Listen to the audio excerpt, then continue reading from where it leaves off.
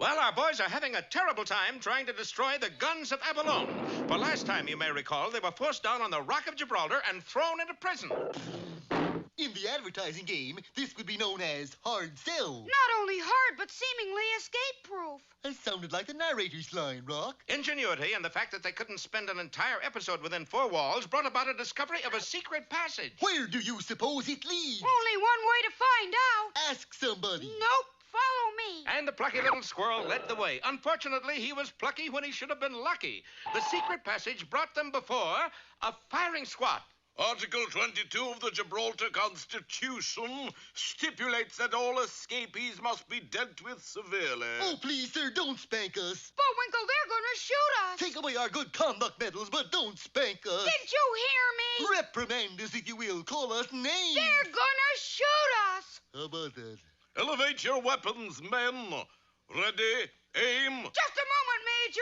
Something wrong? I thought it was customary for the condemned to be granted a last request. Not according to our Constitution. Look for yourself. And there on page 846 were the words, "No last request for condemned men." How about condemned mooses and flying squirrels?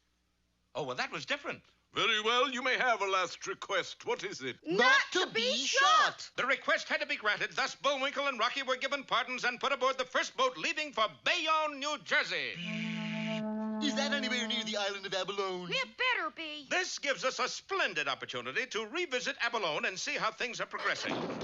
Yes, Boris is still at it. How long you going to keep up bombardment, Boris? I told you until world gives to me Bullwinkle and Rocky. Keep sending message on shortwave.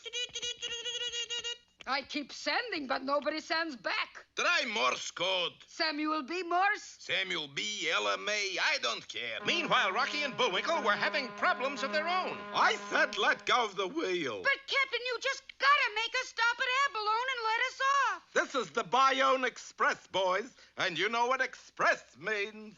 Some kind of Italian coffee, isn't it? It was just about that time that a nasty group of clouds formed overhead. Captain, the barometer's falling. Well, nail it back up. Please, sir, won't you please put us off at Abalone? Not now, Sonny. I don't like the way my ship is behaving. The captain had ample reason for alarm.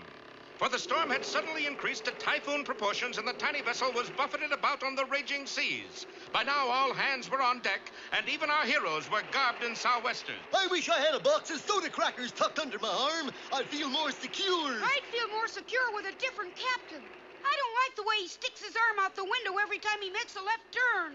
Engine room, can you hear me? Aye, aye, Captain. I need more steam to ride this squall out. More steam, you hear? But, sir, it's hotter than Florida down here already. Well, if you're hot, open a window. Well, you don't open a porthole during a storm without suffering the consequences. The sea came in, and the fire went out. Well, at least it's cooler. I think our pace is slackened. You're right. We're not going ahead anymore. True, because they were now going down instead. Be with us next time for Seasick Bullwinkle or How Green Was My Moose.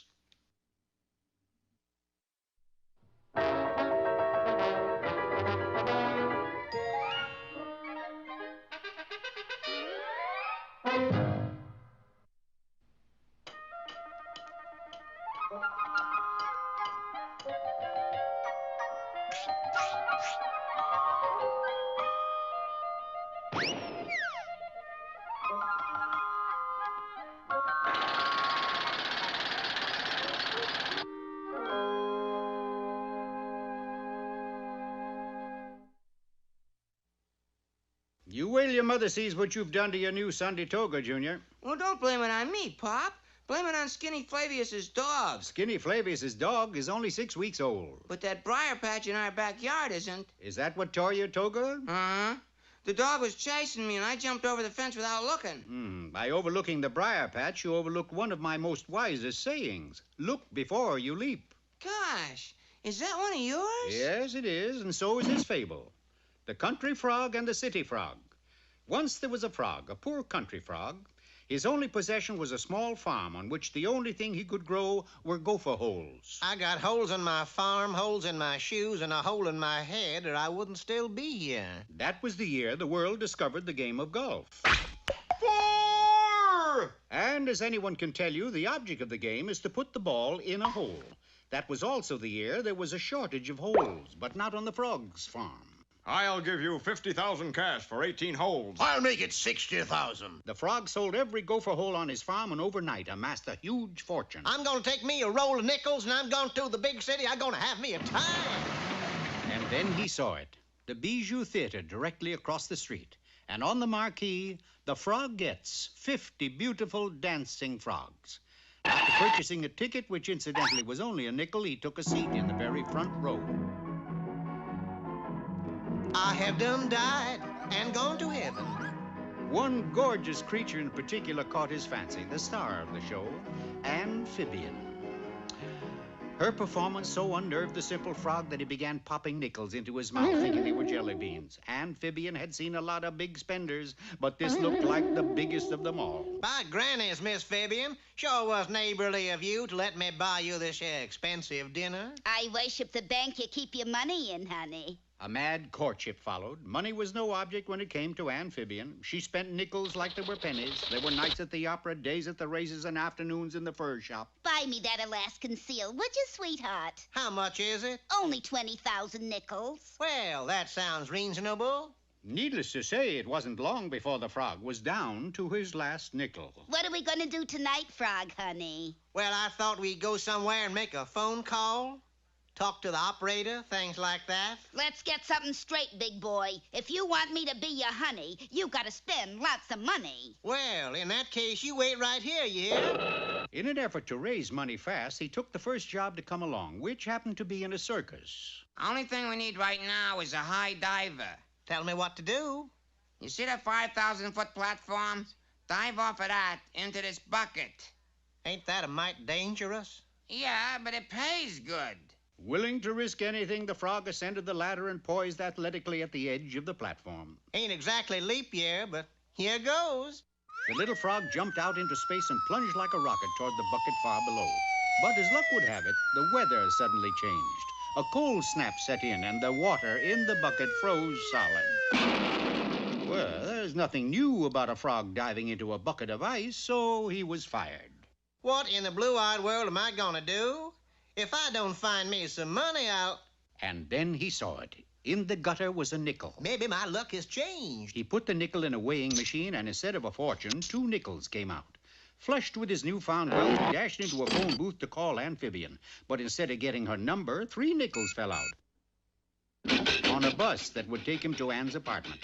He dropped the 3 nickels into the coin receiver, and out came a transfer. He was as broke as ever. Annie, honey, I'm Nicholas. I don't care what your front name is, honey. I got news. Your broker sold the last of your gopher holes. Here's 10,000 nickels. Hot Ziggy, let's us go make a long-distance phone call. Oh, no, you don't. This wouldn't last me a fortnight. You're going to enter a frog jumping contest and will win a fortune. But, Anna, baby, I can't jump. You won't have to, Green Eyes. We'll bet on another frog. And so on the day of the jumping contest, the little frog took his place on the starting line. Now, remember, love, don't jump a foot. You'll lose and we'll win. He had to make it look good, so he took a few steps back to get set for a false effort. But not looking where he was going, he backed into a bush on which sat a bee. And the frog took off on the longest jump ever recorded by man. He won the contest, but he lost his money and Amphibian. So you see, Junior, look before you leap. I got a better one, Pop. Don't you always? All right, let's have it. Once bitten, twice spry. No, go play in the briar patch, son.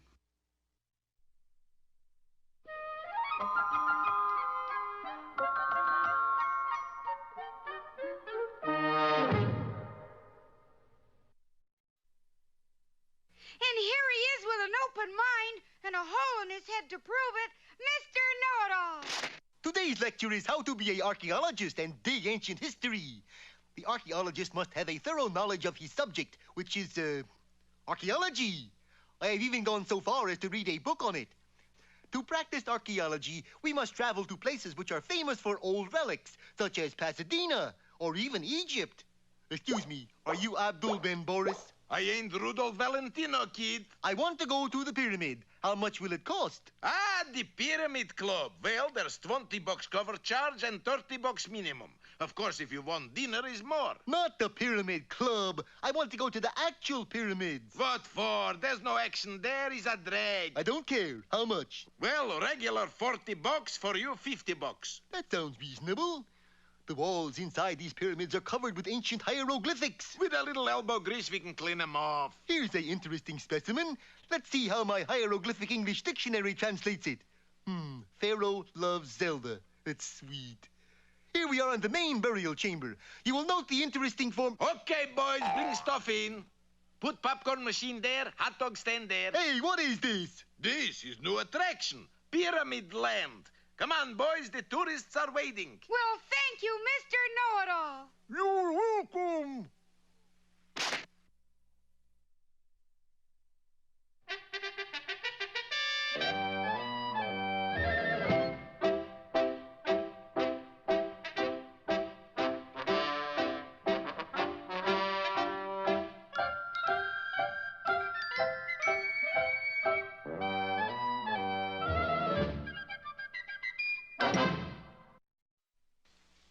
Hello again, Peabody here. Sherman, what does the word Sphinx make you think of? Skunk? Oh, dear. Never mind. Today we are going to Egypt to witness the true story behind the building of the first Great Pyramid. Getting right down to the business at hand, I instructed Sherman to set the way back for the year 3000 BC, and the place, Giza, on the border of the Libyan desert.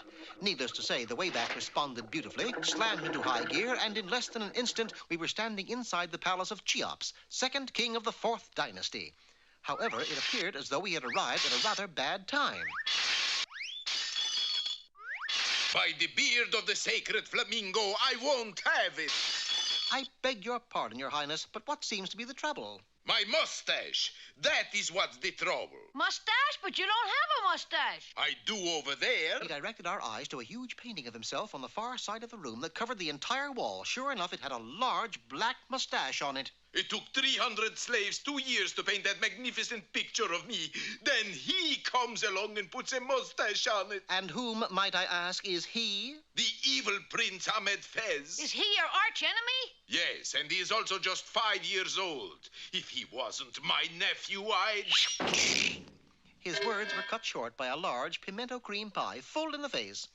This little beast, I take it, is Prince Ahmed Fez? The third. Gosh, you mean there were 2 more like him? Ouch! Ooh, that Ahmed. I'll feed him to the camels. I'll... Sire, you must remember he's only a child. Perhaps nothing. This time I will build a swimming pool shaped like King Farouk. It will be the biggest swimming pool in the world. I'd like to see him wreck that. He can't paint a mustache on it either. But poor Cheops is still on the wrong track, Mr. Peabody. Construction began immediately, and in what even I consider record time, the pool was completed. It's done. This pool will go down in history as a great wonder of the world. I'm sorry, sire, but I'm afraid it's about to go up in the air as another failure. It seemed as if dear little Prince Ahmed had obtained some gunpowder on a recent trip to China, and this gave me a brilliant idea. It's no use. I give up. No need for that, sire. I have a plan. Mr. Peabody always has a plan, Your Highness. Why, one time he... Never mind, Sherman. I'll give him an autographed copy of my memoirs before we leave. I took a pencil and some papyrus and quickly drew some very complicated plans. What is this? It is the monument you are going to build to yourself, a pyramid. Pyramid? Say, I like this idea. But what about Prince Ahmed? You leave him to me. Just make certain the pyramid is constructed exactly as I have indicated. Every slave in the kingdom was called to the task. Huge stones were quarried, shaved to the precise size,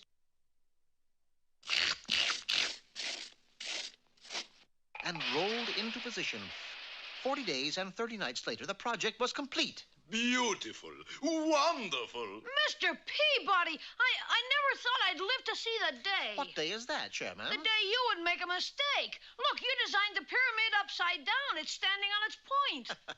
I'm surprised at you, Sherman. That is the most perfectly precogitated part of my plan. Remember, Ahmed the Terrible is still lurking about with his gunpowder and... there he is now, right on schedule.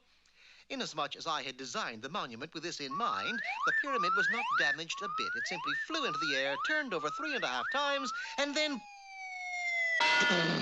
settled to earth in its proper position. Perfect. Oh, Mr. Peabody, can you ever forgive me for doubting your velocity? I suppose so, Sherman, but that is veracity. At this point, the problem was solved. The world now had one of its 7 wonders. What about Prince Ahmed? Won't he cause more trouble? Not when you consider the pyramid is 481 feet high, and there is a fine, spanking breeze at the top. You see, Sherman, I managed to get to the seat of most any problem. Gee, it was sure nice of King Cheops to invite us to dinner, Mr. Peabody. Yum. This is delicious. I wonder what it is. It's just something else His Highness is famous for. In fact, this particular dish was named after him. You don't mean... That's right, Sherman. Lamb Cheops.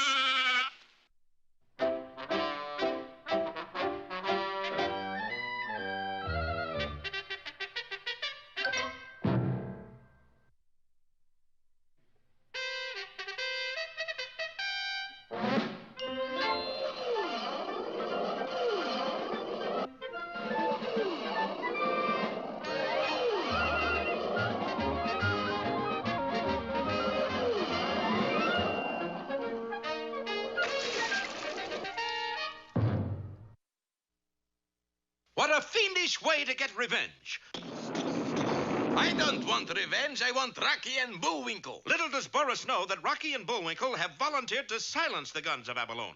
Unfortunately, they have run into a number of obstacles, among them a storm at sea, which has caused their ship to begin sinking right under their feet. Where else? Quick, we gotta tell the captain to abandon ship. Well, you can look it up in the almanac. You'll see that that particular storm lasted 14 days. And when it cleared, the good ship Lollipop was no longer afloat. But one of her longboats was, crammed with passengers and crew. Engine room, why don't you answer? Maybe they went out to lunch. Captain, the men from the engine room are right here in this rowboat. Your ship sank. And it looked as if this one would too, for suddenly out of nowhere, huge shells came screaming by. It must be the guns of Abalone. They shouldn't let those fish have guns. Bullwinkle, we may have a chance to carry out our mission. Yeah. Under Rocky's able command, the longboat pushed through the water until eventually it came to rest on the sands of the island of Abalone. Okay, now I need an alarm clock and a few sticks of TNT. Luckily, one of the crew members had salvaged those very items before the ship went down. It didn't take the nimble squirrel long to fashion a time bomb. You fellers wait right here while Rock and I go blow up the cannons. What right have you got to give orders? It's my show. Oh. Through nook and crannies, over Smith and Dales, they crept and crawled, inching their way even closer to the site where the gigantic guns stood. But Boris, darling, is getting Moose and Squirrel worth blowing up world bit by bit. I will not dignify the question with an answer, Natasha. Load the cannon. Bullwinkle, I think I've heard that voice before. Wouldn't be H.V. Kaltenborn, would it? Stand back, Natasha. I'm going to shoot all 5 cannons at once. But Boris, honey, baby, you will blow up everything. So what? Moose and Squirrel has not showed up. I got nothing to live for. I beg to differ with you, but Moose and Squirrel has showed up. In fact, we've been showed up quite a few times. It's them, the blight of my life. Hand me my pistol. No got pistol, Boris. All we got is these big cannon. That's good enough. Help me aim. Throw the time bomb, Bullwinkle. What time bomb, Rock? The one I made. Oh, that one. Now, where'd I put that thing? While Bullwinkle searched, the guns of Abalone were lowered into firing position. Maybe you dropped it somewhere. And just as Bullwinkle leaned over to look for the bomb, fire! Unfortunately for Boris, he had aimed all 5 cannons right at each other. The guns were completely destroyed. Boris and Natasha were transported to the proper authorities and received severe reprimands for their behavior. Also 20 years each. As for Bullwinkle and Rocky, exhausted after their trying ordeal, they returned home and immediately went to bed. Oh, boy, I could sleep for a week. Me too. Say, Hmm? did you ever find the time bomb? What time bomb? Never mind. Set the clock for 7 tomorrow morning. I already did. Fellas, I think it's only fair to warn you that the time bomb is on the table ticking away. Doesn't matter. Well, why not? That clock always runs slow. Well, yes, but it... Oh, never mind. Be with us again next time for a different adventure. Maybe with 2 different stars. Run slow.